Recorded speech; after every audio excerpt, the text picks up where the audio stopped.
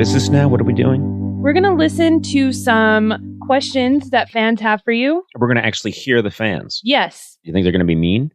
Yeah.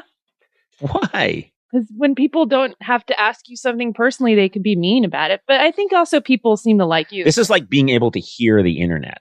Yes. Do you know what I mean? These people have no fear of hurting my feelings. This is just scary. Yeah. This is frightening. But go ahead. Let's do it. I'm a brave person. You are.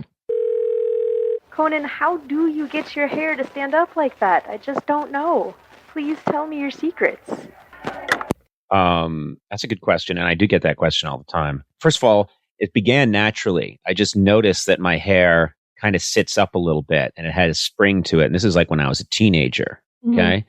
You know, I was a big fan of rockabilly music and the way they comb their hair up and all that. And so I liked combing my hair up into a big wave because I realized I could do that and that it created kind of a look. And then I was watching TV one day, and this is a long time ago, and there was this actress named Victoria Principal. Do you remember her? You're making a confused look. She was on the show Dallas. Oh, okay. I'm really dating myself now. I thought you were 25. Yeah. Well, until you saw the old eye vein. But there was this actress named Victoria Principal, and she did a commercial, and she gave her hair tip, which she dried her hair upside down. And then so I thought, I'm going to try that. So I was actually a teenage boy taking advice from an actress who was speaking to women. And I realized I could make my hair stand up even more to the point where it got ridiculous. And then it just became this weird habit where I would just try to build it up into this big French pastry that sat on top of my head.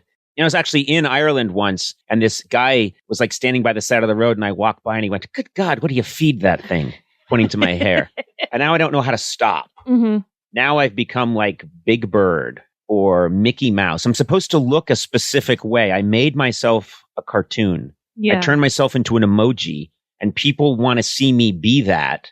And there are times when my hair is flat and people are all upset, like I'm a fraud. Mm-hmm. And then I'm like, okay, I'll go fix it. And then I comb it back up again and everyone's happy and I get a free latte. All right. Moving on. Hey, Conan, which is your favorite Star Wars movie of the prequels? Thank you. This is Jonine from Sacramento. Have a good day. Oh, God. The prequels are the ones that came. There's the first couple that I watched when I was young. Yes. And then George Lucas made a bunch later on that seemed to upset people.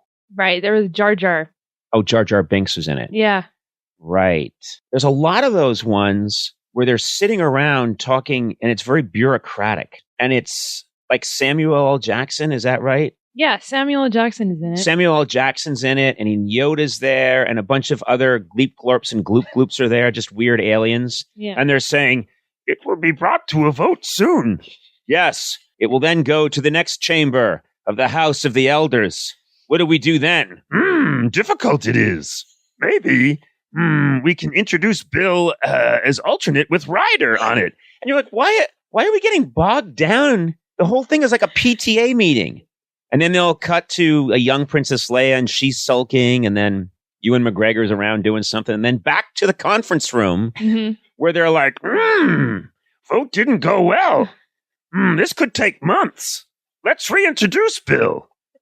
Maybe we get ombudsman to support Bill.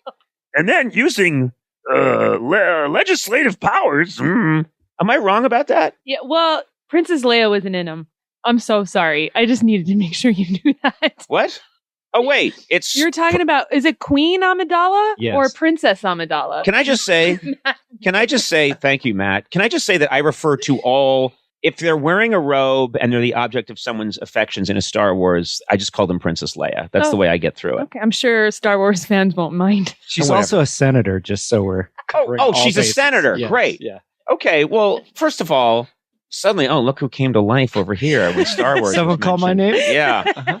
Am I not wrong, Matt, that there's chunks of those movies that are bogged down in the legislative affairs of the rebel colony or whatever they're called? Literally the Imperial Senate and the Jedi Council room, which is just a round room. Yeah. It's a round room. Yeah. And people were bringing in papers. And Yoda's like, looks bad, it does. They use the term trade disputes. Yeah, there are trade disputes. What a great idea. That was the one thing that every kid wants to see in their space epic is a bunch of senators talking about a tariff and a trade dispute. Do you know what I mean? Yeah. It really is like they were taking the minutes of what happened. Was George Lucas, he was probably in whatever really nice enclave he lives in outside San Francisco, right? And he had to go to the DMV, okay? And someone said, no, you got to get in that line, and then you have to mail it in. And then Lucas was like, yes, this is what Star Wars needs. He was so pissed at the Bush administration that he named 2 of the alien characters, Lott Dodd and Newt Gunray, after Newt Gingrich and Trent Lott. Well, Wow. that's the stuff that ages really well in films. Can you see a 16-year-old kid chuckling at the Trent Lott joke? What a mistake. Stay in your lane. Don't get so enraged by the right that you start warping your creative powers, you know? But anyway, that's what I remember about that movie is I watched 20 minutes of it and I think they got a bill passed. and I was bummed out. Okay. Next question's about a popular figure on your show, so let's play it.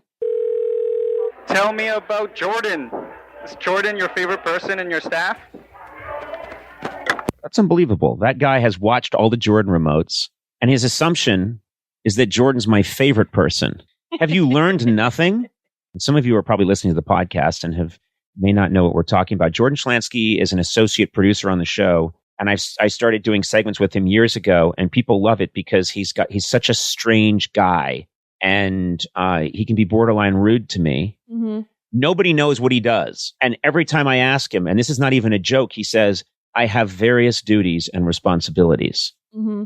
And I've asked Jeff Ross, the executive producer, and Jeff's like, he does stuff. And I'm like, what does he do? He does stuff. So I don't know. I think Jordan has something on Jeff. I think Jeff once was in his Tesla and backed up over an old lady, and Jordan saw it, and Jeff was like, just keep this quiet. And you don't have to do anything. So yeah, no, Jordan is not my favorite person. I do think he's one of my favorite comedy partners.